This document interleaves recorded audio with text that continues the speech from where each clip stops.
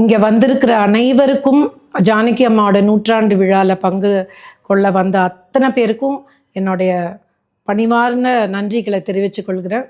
எம்ஜிஆர் ஐயா மற்றும் ஜானகி அம்மாவுடைய வளர்ப்பு மகளான சுதா இன்னைக்கு ரொம்ப சந்தோஷமாக இருக்கேன். பிகாஸ் இபிஎஸ் ஐயா அவர்கள் இவ்வளோ நல்லா எங்கள் ஜானகி அம்மாவுடைய நூற்றாண்டு விழாவை சிறப்பாக கொண்டாடிட்டு இருக்காரு. நான் என்னோட குடும்பத்தின் சார்பாக மனமகிழ்வோட மிக்க மகிழ்ச்சியுடன் நன்றியை தெரிவித்துக் கொள்கிறேன். வள்ளல் எம்ஜிஆர் அவர்களுக்கு பக்க பலமாக ஜானகி அம்மா ஆரோக்கியத்துக்கும் மன நிம்மதிக்கும் ரொம்ப உற்ற துணையாக இருந்தாங்க. அவங்க எங்களுக்கு மாத்திரம் தாய் இல்லை, வந்த அத்தனை பேருக்கும் தாய் உள்ளத்தோட ஜானகி அம்மா இருந்தாங்க. அதுக்கு எடுத்துக்காட்டு அவருடைய கணவரான எங்கள் சேச்சா எல்லாரும் அலைக்கடலாக வர மக்களுக்கு எல்லாருக்குமே சாப்பாடு கொடுக்க சொல்வார். அம்மாவும் அதை தட்டாமல் தாய் உள்ளத்தோட அவங்களோட வாழ்க்கையே அர்ப்பணிச்சாங்க. அதே மாதிரி கட்சியில் அவங்களுடைய அந்த கட்சி ஆஃபீஸ் அவங்களோட பேரில் லாஸ்ட் சம்பளத்தில் அவங்க வாங்கினது.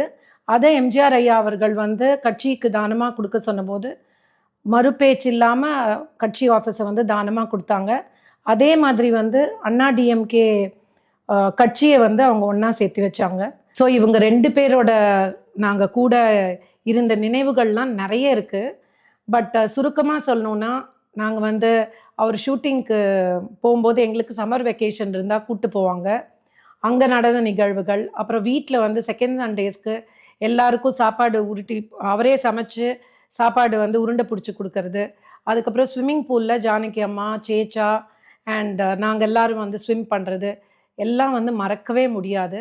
ஜானகி அம்மா தமிழ்நாட்டுக்கு முதல் பெண் முதலமைச்சராக இருந்ததுக்கு ரொம்ப ரொம்ப பெருமைப்படுறேன் நான்.